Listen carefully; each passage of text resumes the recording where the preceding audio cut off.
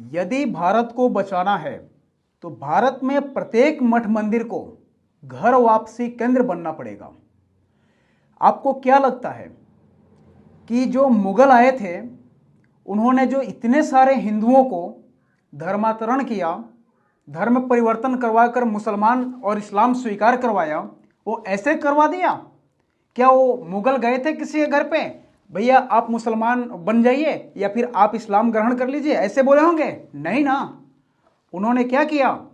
चारों थ्योरी को अपनाया, साम दाम दंड भेद, जो जहां लायक था वहां उन्होंने अपनाया और हिंदुओं को उन्होंने इस्लाम स्वीकार करवाया।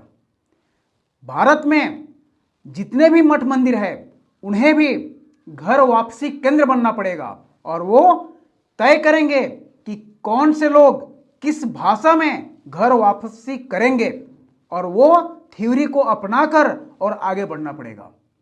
साथ में यह भी लक्ष्य रखना पड़ेगा कि हमें एक साल में इस मंदिर के आसपास या इस मंदिर के व्यवस्था में इतने लोगों को घर वापसी करवाना है, इस धर्मशाला से इतने घर वापसी हमें करवाना है, इतने की संख्या में घर वापसी करवाना है।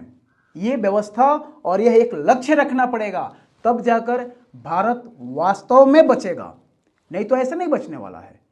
आज भी बहुत ऐसे जगह हैं जहां पे रुपये की लालच में, डर के वजह से लोग सनातन को छोड़कर और अन्य धर्म को अपना रहे हैं। ऐसे नहीं अपना रहे हैं वो, ऐसा नहीं कि अन्य धर्म वाले आकर और हाथ पांव जोड़ के बोलते होंगे हमारा धर्म बढ़िया है आप हमारे में आ जाइए, ऐसे नहीं। कुछ तो लालच दी जाती होगी, कुछ तो डर या धमकियां दी जाती होगी जिससे वे अपने हिंदू धर्म को छोड़कर और दूसरे धर्म में जाते होंगे। इसलिए हमें भी इस विषय में और इस दिशा में कदम आगे बढ़ाना पड़ेगा अगर वास्तव में भारत को बचाना है तो। प्रत्येक मठ और मंदिर को यह सुनिश्चित करना पड़ेगा कि हम गुरुकुल की स्थापना कितना करवा रहे हैं। यह भी बात ध्यान रखें कि गुरुकुल स्थापित कर देने से भारत बच नहीं सकता है।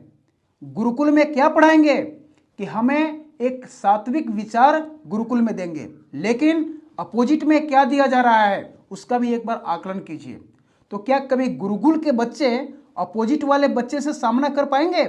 कतई नहीं कर पाएंगे, क्योंकि गुरुकुल में हिंसा वर्जित है। हर जीव की रक्षा करना पढ़ाया जाएगा, लेकिन सामने क्या पढ़ाया जा रहा है और क्या सिखाया जा रहा है इसका सामना कभी गुरुकुल से हो ही नहीं सकता है। इसलिए घर वापसी केंद्र तय करना होगा, लक्ष्य तय करना होगा और उस लक्ष्य पे जमीन पे काम करना होगा, तब जाकर हम वापस अपने जो भारत खोए हैं उस भारत को ला सकते हैं।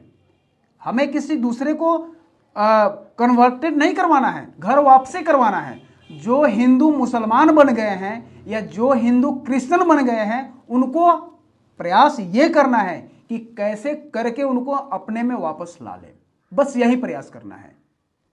खाली मंदिर दान का केंद्र नहीं है, खाली मंदिर दक्षिणा का केंद्र नहीं बनना है। हम जो दान देते हैं, हम जो दक्षिणा देते हैं उसका सदुपयोग हो रहा है या नहीं।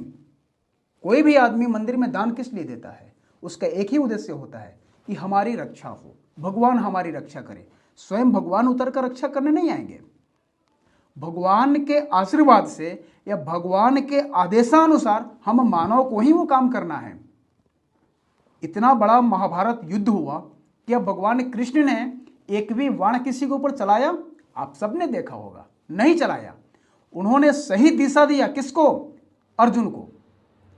और अर्जुन ने भगवान की आज्ञा मानकर और धर्म युद्ध लड़ा और भगवान के आदेशानुसार अगर उसने कार्य किया तो उतना बड़ा धर्म युद्ध भी जीता और जो पापी थे, जिन्होंने अधर्म के रास्ते पे चल रहे थे, उनका सर्वनाश भी हुआ और जिस उद्देश्य से अर्जुन युद्ध का प्रारंभ किया था वो उद्देश्य भी पूरा हुआ, वो सम्मान और वो विरासत भी उसे वापस मिला।